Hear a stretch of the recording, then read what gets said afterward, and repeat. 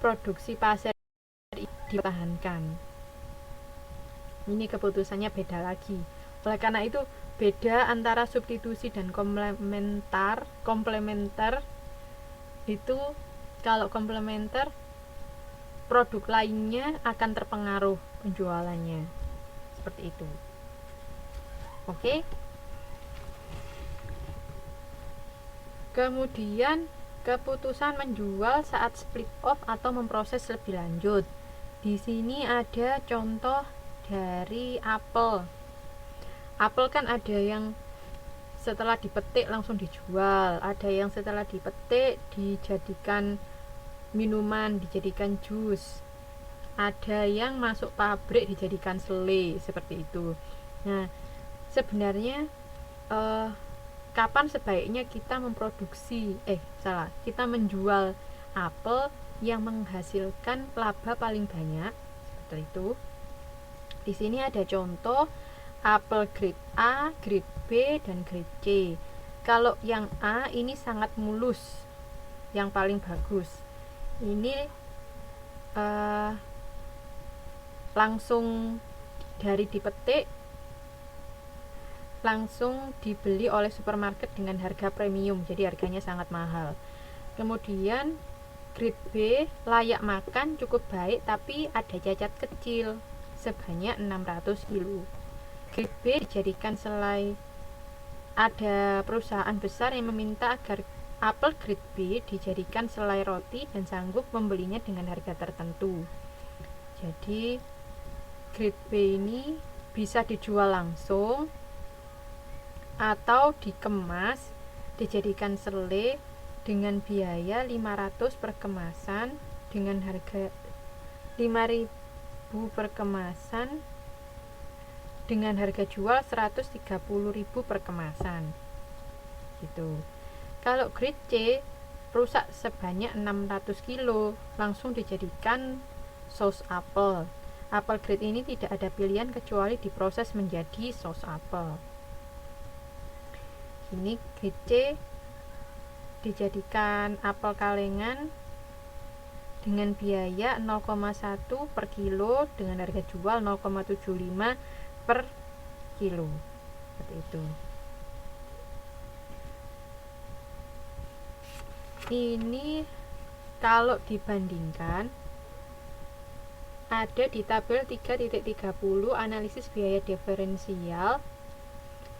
Pendapatan yang pertama adalah 120 kali 13.000. Kalau ini kalau dijual langsung 130 kali 120.000 sama dengan 1.560.000. Jika diproses lebih lanjut, maka 500 dikali 9.000 sama dengan 4.500.000.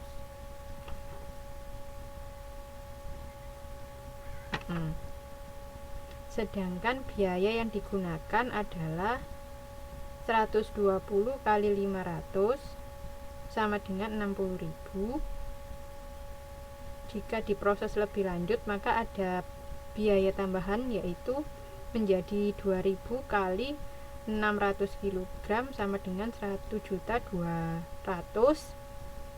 Maka biayanya maka diferensial atau perbedaannya adalah 1.140.000. Jadi selisih labanya adalah 1.800.000. Dengan demikian, sebaiknya apel grade B diproses lebih lanjut karena diperoleh laba pendapatan sebanyak 2.940.000, sementara penambahan biaya pemrosesan lebih lanjut sebesar 1.140.000, sehingga terjadi peningkatan laba 1.800.000. Oke, sebentar.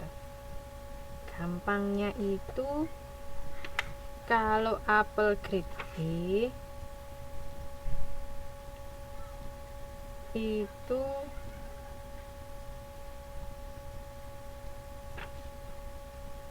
apel grade B dijadikan apel kemasan atau dijual sebagai apel kemasan dengan harga 13.000 ini bukan 130.000, 13.000 per kemasan. Biayanya 500.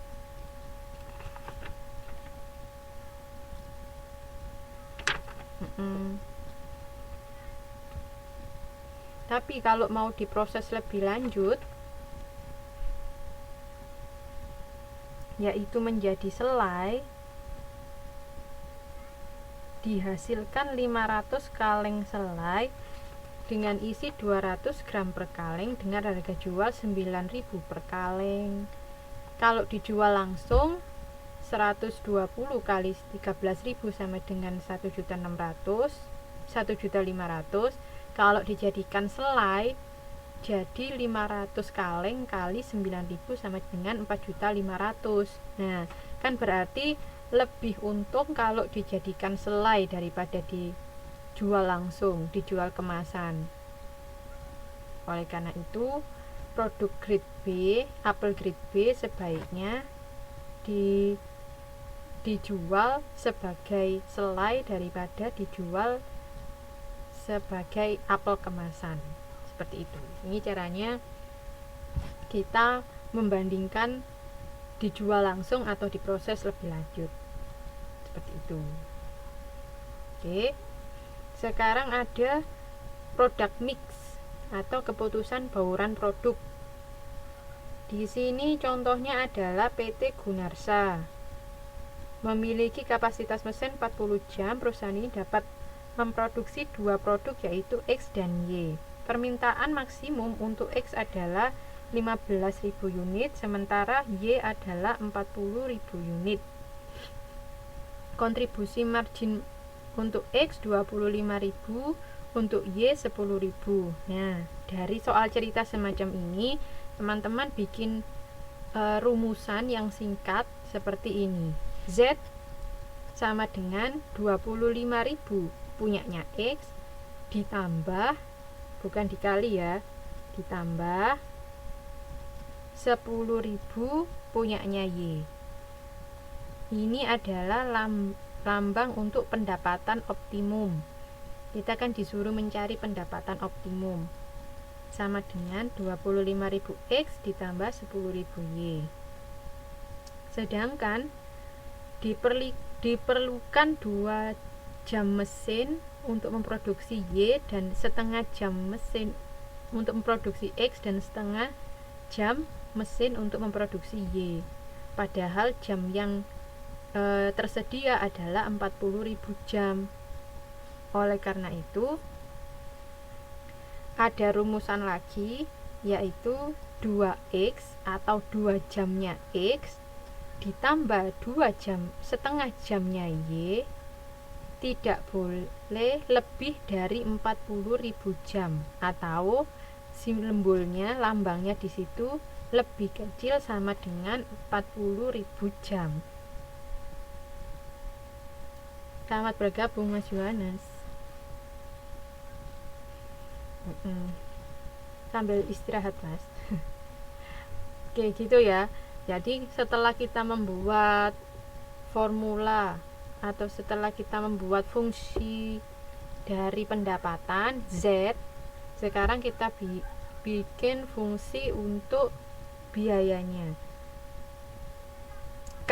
Fungsi kendala, disebut fungsi kendala, yaitu 2X ditambah 0,5Y kurang dari 40. Kemudian ada